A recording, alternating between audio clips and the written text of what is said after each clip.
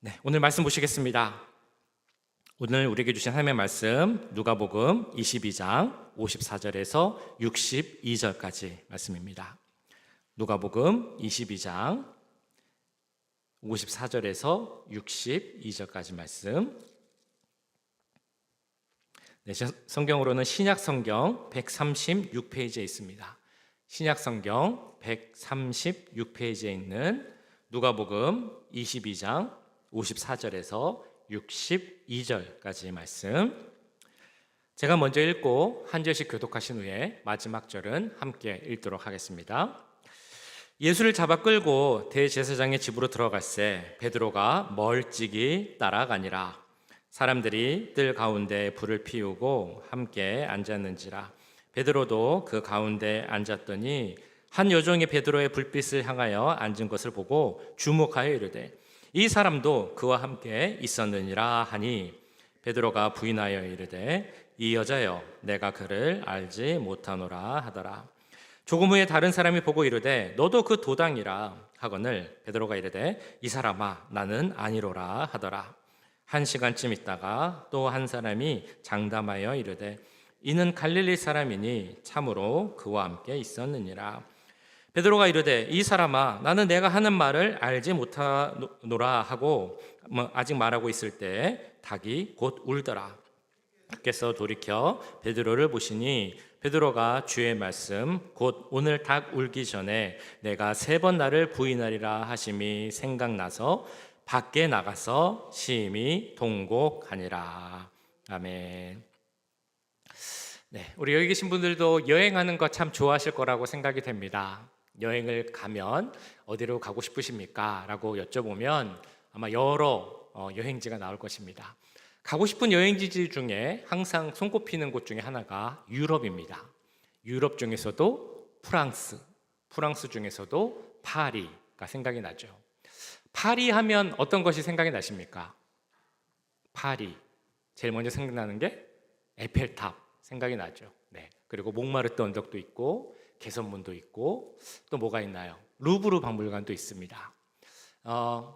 그리고 또 유명한 것이 하나 있는데 그것은 바로 노틀담 대성당입니다. 파리의 유명한 건축물 바로 노틀담 대성당입니다.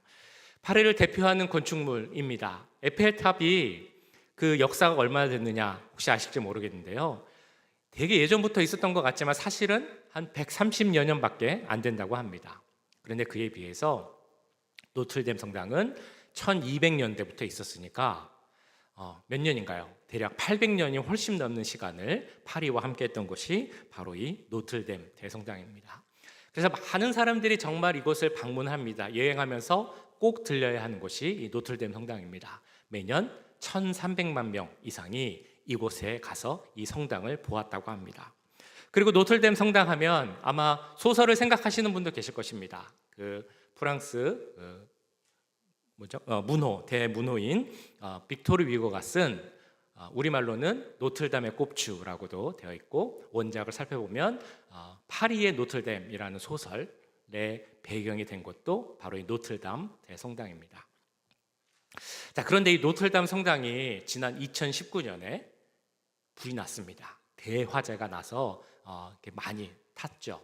아마 뉴스를 보셨던 기억이 나실 것입니다. 그 프랑스 파리 사람들이 저 성당에 불이 나는 것을 보면서 멀리서 보면서 막 눈물을 흘리면서 어떻게 저 성당이 불탈 수 있을까라고 그렇게 울면서 바라보았던 그 뉴스를 보신 기억이 다 있으실 거라고 생각이 됩니다. 자, 그런데 이 노틀담 성당이 불탔을 때 불타지 않고 회수된 그 조각이 하나 있는데 그것 때문에 화제가 된 것이 있습니다. 노틀담 성당 맨 위, 지붕 위에 있던 어떤 조각상이 하나 있었는데 다른 것이 많이 탔는데도 그것은 타지 않고 회수가 되어서 화제가 됐습니다. 그게 뭐였냐면 청동 수탉상입니다. 말 그대로 청동으로 된 파란 색깔의 닭 모양 수탉의 조각상이었습니다. 이 수탉상은 프랑스 대혁명 이후에 노틀담을 다시 이제 복원할 때, 그 첨탑을 복원할 때 다시 만들어진 그런 수탉상이라고 합니다. 혹시 여행 다니시면서 그 성당, 로마 카톨릭 그 성당에 지붕 위에 저런 닭 모양의 조각상이 있는 것을 보신 적이 있으신지 모르겠습니다. 그런 질문 해보셨습니까? 왜 성당은 그 저 위에 십자가가 아니라 저 닭 조각상을 달아놨을까? 저게 무슨 의미일까? 혹시 그런 생각을 해보셨는지 모르겠습니다. 그 질문에 대한 답을 찾아볼 수 있는 내용이 바로 오늘 읽으신 본문 누가복음 22장에 나옵니다.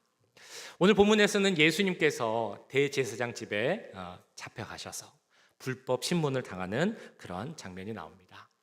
근데 이 말씀을 쭉 보시면 나와 비슷하다, 우리의 모습 같다라고 하는 인물이 한 명 나옵니다. 그 인물이 누구일까요? 바로 베드로이죠. 베드로에 대한 모습을 54절에서는 이렇게 묘사하고 있습니다. 예수를 잡아 끌고 대제사장의 집으로 들어갈새 베드로가 멀찍이 따라가니라.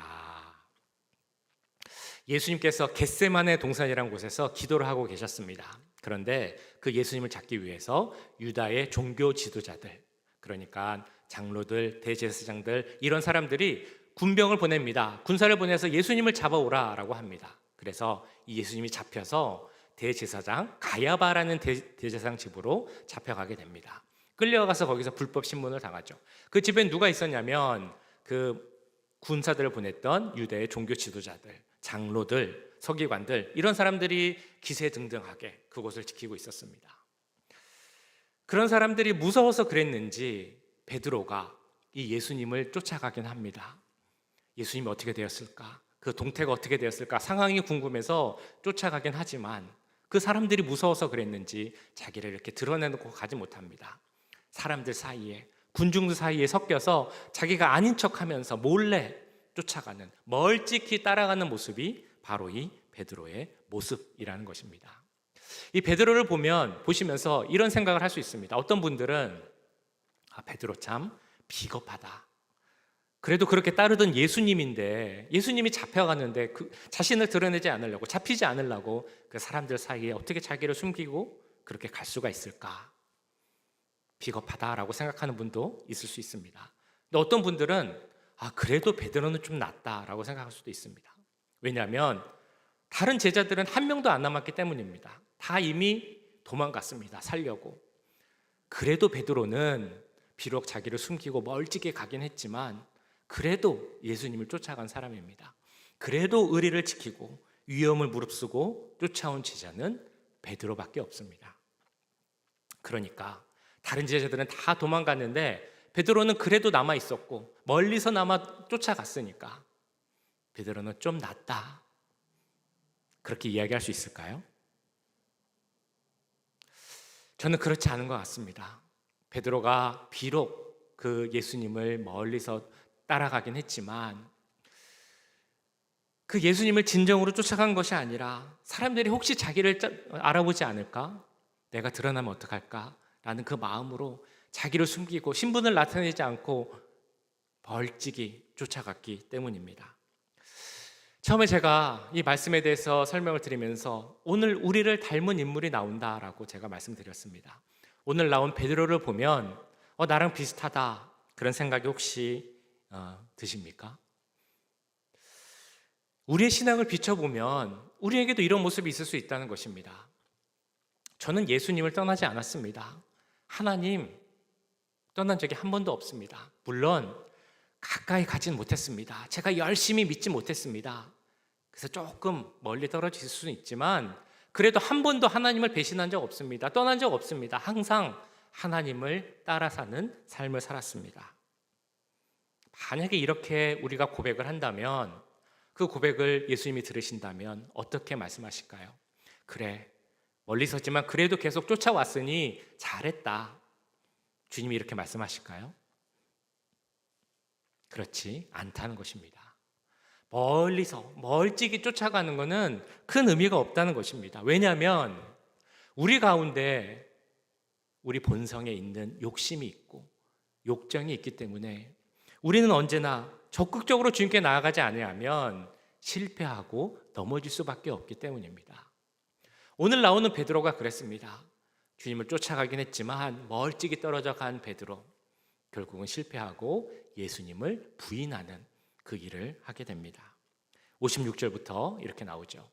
한 요정이 베드로의 불빛을 향하여 앉은 것을 보고 주목하여 이르되 이 사람도 그와 함께 있었느니라 하니 베드로가 부인하여 이르되 이 여자여 내가 그를 알지 못하노라 하더라.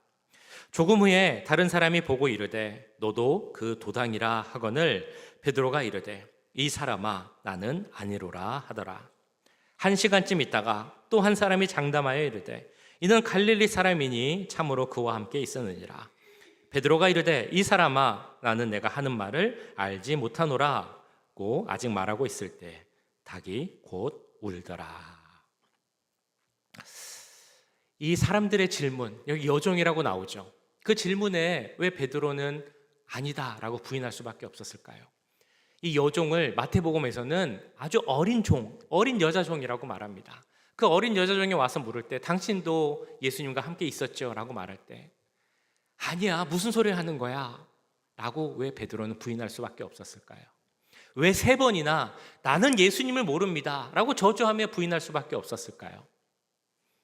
그 이유는 그 세상과의 거리, 세상이 주는 두려움과의 거리가 너무 가까이 있었기 때문입니다.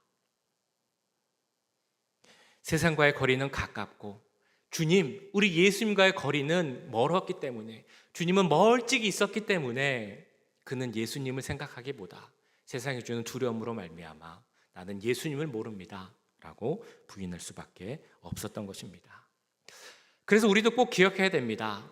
나는 멀찍이지만 그래도 주님 쫓아가고 있어 라고 해서 되는 것이 아니라 멀찍이만 가고 있다면 우리도 언젠가는 그 예수님을 모릅니다 라는 부인하는 모습을 가질 수 있다는 것입니다. 그럼 우리 주님께 얼마나 가까이 나가야 되는 것일까요? 어떻게 가까이 나가야 되는 것일까요? 그냥 가까이만 있으면 되는 것일까요?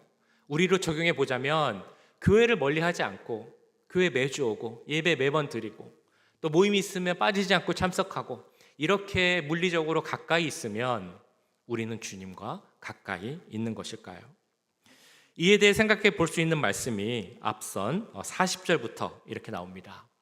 40절 보시면 그곳에 이르러 그들에게 이르시되 유혹에 빠지지 않게 기도하라 하시고 그들을 떠나 돌 덜진 만큼 가서 무릎을 꿇고 기도하여 이르시되 아버지여 만일 아버지의 뜻이거든 이 잔을 내게서 옮기시옵소서.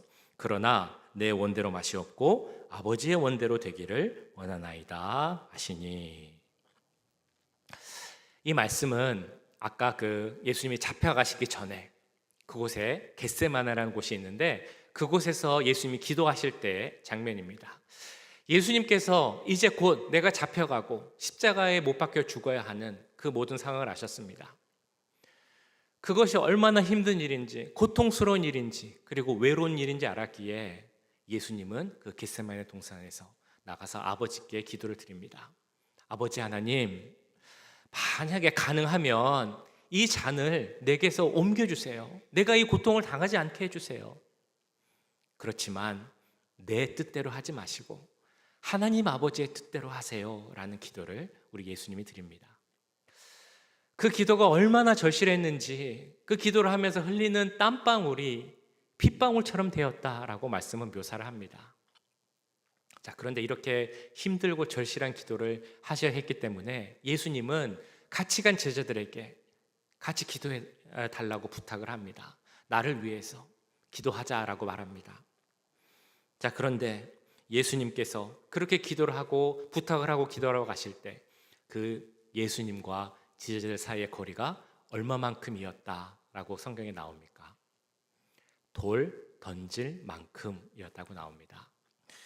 이 거리를 마가복음에서는 조금 나아가사라고 나옵니다. 그러니까 예수님과 제자들 사이의 거리가 얼마였느냐? 실제 거리가 돌 이렇게 던지면 맞을 정도, 바로 앞에 멀리 떨어지지 않은 그런 위치였다는 것입니다. 고개 돌리면 바로 쳐다볼 수 있을 정도로 둘은 가까이 있었습니다. 그런데 예수님과 제자들 사이의 그 물리적 거리는 멀지 않았지만 그 사이의 마음의 거리는 너무 멀었습니다. 제자들은 예수님의 마음을 알지 못했습니다. 예수님이 당해야 하는 고통도 알지 못했고 예수님이 지셔야 하는 십자가의 무게도 알지 못했습니다. 그래서 그들은 예수님께서 땀이 피가 되도록 기도하고 계실 때도 그 옆에서, 바로 옆에서 예수님이 기도하고 있는데도 그들은 졸고 잠들어 있었다라는 것입니다. 혹시 그런 생각을 해보신 적이 있습니까? 몸은 참 가까이 있는데 마음은 참 멀다, 그런 생각이 들 때가 있습니다. 우리가 보통 오래된 연인들, 권태기라고 이야기하죠. 너무 오래 사귀어서 10년 가까이 사귀어서 권태기를 겪고 있는 연인들이 그런 일을 경험한다고 합니다. 같은 장소에 있는데 마음은 다른 생각들을 하고 있는 거예요. 같이 있지만 각자 핸드폰하고 각자 할 일 하면서 마음이 하나 되지 못하고 서로 다른 생각을 하고 있습니다. 그러면 어떻게 되겠습니까? 서로 소원해지고 서먹하게 되고 그러다가 이별하는 경우도 생기게 됩니다. 그렇게 보면 우리가 얼마나 육체적으로 가까이 있느냐 하는 그 물리적 거리도 중요하지만 그것보다 더 중요한 것은 마음이 얼마나 가까이 있느냐, 이 마음의 거리가 정말 중요하다는 것을 알게 됩니다. 우리와 주님과의 관계도 마찬가지입니다. 우리가 이곳에 나와서, 이 예배초소에 나와서 예배 드리는 것 너무나 중요합니다. 그런데 우리가 이곳에 아무리 나와 있다 할지라도 우리 마음이 주님과 가깝지 않고 우리 마음이 다른 곳을 향해 있다면 그것은 아무 의미가 없다는 것입니다. 조금 나아가면 십자가의 은혜가 있는데, 조금 나아가면 기도와 말씀의 능력이 있는데, 조금 더만 가면 거기에 정말 큰 은혜가 있는데, 아무리 조금 더 나아가면 있다 할지라도 내 마음이 다른 곳에 있으면 그것은 우리는 주님과 멀리 떨어져 있는 그런 모습밖에 안 된다는 것입니다. 우리의 모습을 한번 생각해 보시겠습니까? 우리의 모습은 어떻습니까? 우리와 주님과의 거리는 어떻습니까? 그냥 멀찍이 주님을 따라가고 계시지는 않습니까? 아니면 우리가 이곳에 있지만 내 마음은 다른 곳에 있지 않으십니까? 내 몸이, 내 마음이, 우리 모든 것과 주님의 거리가 정말 가까워질 수 있기를 간절히 바랍니다. 우리 부모님들이 자녀들을 위해 기도할 때 성경의 인물을 놓고 기도하는 경우가 있습니다. 우리 자녀가 성경의 어떤 인물처럼 되면 좋겠다라고 기도를 합니다. 예를 들면 아들을 위해 기도할 때 내 아들이 요셉처럼 되게 해주세요 라고 기도하시는 분이 계실 수 있습니다.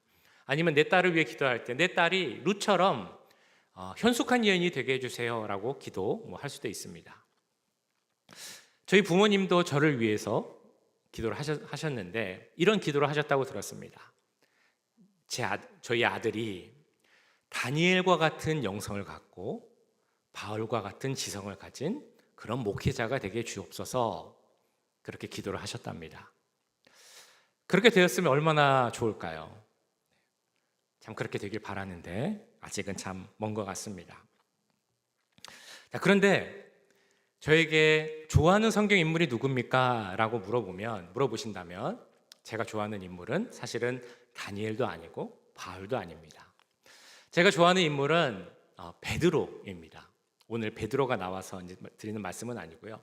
사실 저는 베드로가 참 좋았습니다. 좀 베드로 하면 생각나는 모습이 있으시죠? 좀 뭔가 투박하고 거칠지만 순수하고 뜨거운 그런 마음과 믿음을 가진 사도, 제자, 바로 베드로입니다. 베드로 하면 정말 앞뒤 안 가리고 막 달려드는 그런 모습이 생각이 됩니다. 저에게 그런 모습이 좀 부족해서 그런지 막 물불을 안 가리고 막 결정적으로 달려가는 그런 베드로의 모습이 참 부럽고 좋다라는 생각이 들 때가 있습니다.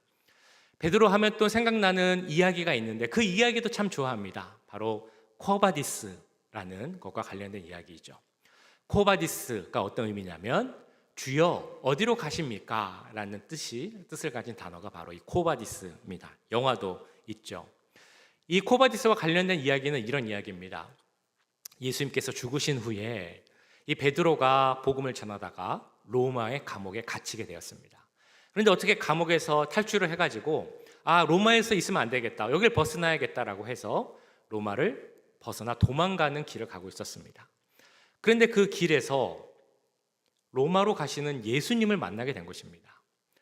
되게 특별한 상황이 있죠. 죽으신 예수님께서 부활하셔서 다시 나타나시고 또 로마로 가는 상황. 그래서 베드로가 놀라서 예수님께 이렇게 물었다고 합니다. 예수님, 지금 어디로 가십니까? 주여 어디로 가십니까? 코바디스라는 말이 여기서 나온 거죠. 그래서 예수님께서 이렇게 말씀하셨답니다. 나는 로마로 간다. 사랑하는 나의 백성이 저기 있는데 네가 저 백성을 버리고 다른 데로 가니까 내가 너를 대신해 로마로 가고 있다. 거기 가서 다시 한번 십자가에 달릴 것이다 라고 이렇게 말씀하셨답니다. 베드로가 놀라서도 물어봅니다. 주님 지금 정말 로마로 가십니까? 다시 십자가에 못 박히신다고요? 그리고 그렇게 하겠다라는 대답을 들은 베드로가 다시 한번 이렇게 대답을 합니다. 아마 베드로의 그 열정 가득 차게서 아마 이렇게 얘기했을 것 같습니다. 그러면 저도 돌아가겠습니다. 저도 주님과 함께 십자가에 못 박히겠습니다. 그리고 주님과 함께 로마로 돌아가게 되죠. 그래서 로마에서 결국 순교를 하는데 순교할 때까지 베드로가 이렇게 얘기를 하는 겁니다. 십자가에 못 박혀 죽게 되었습니다. 그러나 베드로는 내가 어떻게 예수님과 함께 똑같은 모습으로 십자가에 못 박히겠습니까? 이 십자가를 돌려서 내 머리가 아래로 가도록, 즉 거꾸로 매달려 죽겠습니다. 베드로가 이렇게 얘기를 했다는 겁니다. 베드로니까 내가 거꾸로 십자가에 못 박혀 죽겠습니다 라는 이야기를 할 수 있지 않을까 생각을 합니다. 그의 모습이 그려집니다. 오늘 말씀에서도 그런 열정적이고 뜨거운 베드로의 모습이 나타납니다. 오늘 22장 앞부분, 그런데 마태복음 26장 똑같은 내용의 말씀을 보시면 이렇게 나옵니다. 예수께서 이르시되 내가 진실로 내게 이르노니 오늘 밤 닭 울기 전에 내가 3번 나를 부인하리라. 베드로가 이르되 내가 주와 함께 죽을지언정 주를 부인하지 않겠나이다 하고 모든 제자도 그와 같이 말하니라. 오늘 아까 읽으신 본문 말씀, 베드로가 예수님을 3번 부인하기 전에 너가 나를 3번 부인할 거야 라고 예수님께서 예고하신 그 내용입니다. 그 말을 듣고 베드로가 분기탱천해서 이렇게 이야기를 하는 겁니다. 아마도 베드로의 모습을 생각해 보면 목에 핏줄을 세우고 눈을 크게 뜨고 이렇게 얘기했을 것 같습니다. 아니 주님, 무슨 말씀을 하시는 겁니까? 내가 왜 예수님을 부인합니까? 나는 죽기까지 감옥에 갈지라도 절대 예수님을 배신하지 않겠습니다. 저는 꼭 예수님을 쫓아갈 것입니다. 이렇게 말했을 것 같습니다. 그 말이 생각나서일까요? 다른 제자들은 다 도망가는데도 이 베드로만은 그래도 예수님을 쫓아갔습니다. 그러나 거기까지였죠. 그는 결국 예수님을 부인하게 됩니다.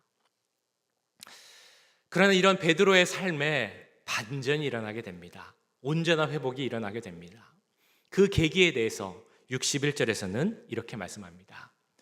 주께서 돌이켜 베드로를 보시니 베드로가 주의 말씀 곧 오늘 닭 울기 전에 내가 3번 나를 부인하리라 하심이 생각나서 밖에 나가서 심히 통곡하니라. 이 말씀에 나온 베드로가 바뀌게 된 그 계기가 무엇이었습니까? 바로 예수님께서 이 베드로를 바라볼 때였다고 이 말씀 앞부분에 나옵니다. 말씀을 보시면 베드로가 예수님을 3번 부인하자 예수님께서 고개를 돌려 이 베드로를 바라보셨고 그 둘의 시선이 서로 마주하게 된 것입니다. 거기에는 정말 많은 사람들이 있었을 텐데 마치 무슨 영화의 한 장면처럼 두 사람만 서로 본 게 된 것입니다. 다른 사람은 보이지도 않고 다른 소리도 들리지도 않고 예수님과 베드로만 서로 마주보게 되었습니다. 그때 베드로를 바라본 예수님의 시선, 그 눈빛은 어떤 표정이었을까요? 어떤 눈빛이었을까요? 어떻게 네가 나를 배신할 수 있느냐? 어떻게 네가 나를 부인할 수 있느냐? 이런 책망의 눈빛이셨을까요? 아니면 나 정말 힘들다. 그 고통 속에서 원망하고 저주하는 눈빛으로 베드로를 바라보셨을까요? 둘 다 아니었을 것입니다. 예수님의 그 눈빛은 베드로가 비록 3번이나 부인했지만 그럼에도 그것을 다 이해하고 사랑하는 그 눈빛으로 자비와 긍휼의 눈빛으로 정말 따뜻한 눈빛으로 바라보면서 아마 이렇게 말씀하셨을 겁니다. 내가 너를 안다. 너의 마음을 안다. 너를 이해한다. 괜찮다. 어떤 상황이든지 간에 내가 너를 사랑한다. 배신이라는 건 너무나 아프고 힘든 일입니다. 친구의 배신으로 인해서 평생 그 상처 때문에 힘들어하는 분을 제가 만난 적도 있습니다. 그 단테의 신곡이라는 책을 보면 지옥에 대해서 묘사를 하고 있는데, 지옥에 여러 단계가 있는데요, 가장 아래에 있는 지옥이 어떤 지옥이냐, 어떤 사람들을 위한 지옥이냐, 배신한 사람들을 위한 지옥이다라고 쓰고 있기도 합니다. 배신은 그만큼 상대방을 아프게 하죠. 베드로가 어떤 사람이었습니까? 주는 그리스도시요 살아계신 하나님의 아들이십니다 라고 이렇게 고백을 한 사람입니다. 그리고 아까 보셨던 것처럼 네가 나를 배신할 것이다, 부인할 것이다 라고 했을 때, 주님 무슨 말입니까? 그럼 말도 안 되는 소리를 하십니까? 저는 절대로 부인하지 않습니다. 죽을지언정 저는 배신하지 않겠습니다. 이렇게 말했던 그 베드로, 그 베드로의 부인을 보면서 얼마나 예수님 마음이 아프셨겠습니까? 말도 못할 정도의 그런 아픔이 있으셨을 겁니다. 그러나 예수님은 그런 아픔이 있음에도 불구하고 이 베드로를 책망하지 않고 따뜻한 사랑의 눈빛으로 이 베드로를 바라보신 것입니다. 그런 예수님의 시선과 이 베드로의 눈이 서로 마주 보았을 때, 그런 예수님의 마음을 느꼈을 때 베드로는 예수님이 하신 말씀을 기억하게 됩니다. 그리고 자신의 모습을 돌아보게 되죠. 그리고 예수님 앞에선 자신의 모습이 너무 불쌍하여서 밖에 나가서 통곡하며 울었다라고 나오게 됩니다. 베드로를 이렇게 바꿀 수 있었던 것, 바로 예수님의 그 따뜻한 시선이었습니다. 그리고 예수님은 지금도 똑같은 시선으로 우리를 바라보고 계십니다. 내가 너를 안다. 너의 어려움을 안다. 너의 마음을 안다. 때론 너희가 실패하고 어려울 수 있지만, 좌절하고 넘어질 수 있지만 내가 다 이해한다. 어떤 상황이든지 간에 내가 너를 사랑한다. 그런 시선이 바로 우리를 향한 하나님의 시선임을 믿습니다. 그런 주님의 시선을 우리도 함께 바라보기 원합니다. 그 시선을 마주보면서 주님과 우리의 관계가 다시 회복되고 그 거리가 다시 가까워지길 간절히 소원합니다. 나를 위해 이 땅에 오시고 나를 위해 십자가를 지시고 골고다 언덕을 오르신 그 예수님의 사랑, 그 은혜를 생각하면서 주님과의 거리가 정말 가까워지기를 간절히 소원합니다. 베드로가 오늘 말씀에서 부인할 때 자기가 부인하였다라는 것을 생각나게 해준 그 계기가 무엇이었습니까? 바로 닭의 울음소리였습니다. 그래서 카톨릭 교회에서는 이 닭 울음소리를 중요하게 생각합니다.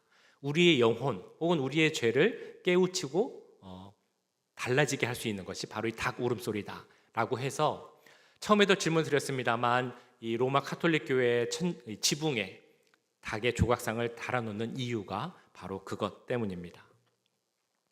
물론 하나님은 우리를 깨우치게 하기 위해서 여러 방법을 사용하십니다. 때론 경고하시고 또는 우리가 깨닫게 하기 위해서 여러 가지 방법을 사용하시는데, 그 중에 하나가 닭 울음소리가 될 수도 있습니다. 그런데 정말 중요한 것은 예수님께서 어떤 방법으로 우리를 깨닫게 하시느냐, 그 어떤 방법이 중요하지는 않습니다. 닭 울음소리는 중요하지 않다는 것입니다. 닭 조각상은 그러니까 사실 중요하지 않다는 것입니다. 중요한 것은 뭐냐면 하나님께서 말씀을 통해서 그 우리의 말씀을 기억하게 하시고 그 말씀을 통하여서 내가 깨닫게 하시는 것, 그 말씀이 중요하다는 것입니다. 베드로도 오늘 이렇게 통곡했던 이유는 하나님이, 예수님이 주신 그 말씀을 기억했기 때문입니다. 그리고 그 기억 가운데 그럼에도 나를 사랑하는 주님의 시선을 바라보았기 때문이죠. 그렇기 때문에 이 베드로는 아마 나가서 통곡할 때 눈물, 콧물 다 흘리면서 정말 회한의 그런 눈물을 흘렸을 것입니다. 그렇게 변화하고 났으니까 나중에 부활하신 예수님이 나타나셔서 베드로에게 질문하셨죠. 네가 정말 나를 사랑하느냐? 3번이나 물으실 때 베드로가 진심을 다 이렇게 대답할 수 있었던 것입니다. 주님, 제가 정말 주님을 사랑합니다. 제가 정말 주님을 사랑합니다. 주님, 제가 주님을 사랑하는 것을 주님도 아십니다. 이런 똑같은 은혜가 고난 주간 가운데 우리에게도 똑같이 일어나길 간절히 소원합니다. 이번 한 주간 매주 지나는 그런 한 주간이 되지 않았으면 좋겠습니다. 이번 올해 고난 주간 매년 보내는 그런 고난 주간이 되지 않으면 좋을 것 같습니다. 우리 가운데 성령의 역사가 일어나게 하시고 말씀을 기억하게 하셔서 그 말씀이 살아서 우리의 삶을 변화시키기를 기도합니다. 그래서 우리의 시선이 하나님께 향하고 주님과 시선이 마주 닿을 때 우리의 회복이 일어나고 주님과의 거리가 더욱 가까워질 수 있는, 주님 이번에는 제가 정말 주님께 나아가겠습니다, 기도하고 힘쓰는 우리 모두가 될 수 있기를 주님의 이름으로 간절히 축원합니다. 기도하겠습니다. 사랑의 주님, 오늘 베드로의 모습을 보면서 우리의 모습을 돌아봅니다. 베드로가 그렇게 주님을 부인하고 약한 모습을 보였지만 그래도 베드로를 사랑한다 하시는 예수님의 시선을 보고 회복하고 주님께 가까이 나아갈 수 있었던 것처럼 우리도 주님께 가까이 나아가기 원합니다. 이번 한 주 고난 주간을 보내면서 매일매일 똑같은 시간, 매주 똑같은 주간이 되지 않게 하시고 나를 향한 주님의 시선을 바라볼 수 있도록 주님 도와주시옵소서. 그 시선 가운데 회복이 일어날 수 있도록 주님 역사하여 주시옵소서. 주님을 바라봄으로 우리가 좀 더 주님께 가까이 나갈 수 있도록 그 거리가 좁혀질 수 있도록 주님 역사하여 주시옵소서. 이번 주간 말씀 보며 기도하며 은혜의 자리로 나아갈 수 있는 우리가 되게 하시고 그를 통하여서 하나님의 은혜 가운데 충만히 거하는 우리 모두가 될 수 있도록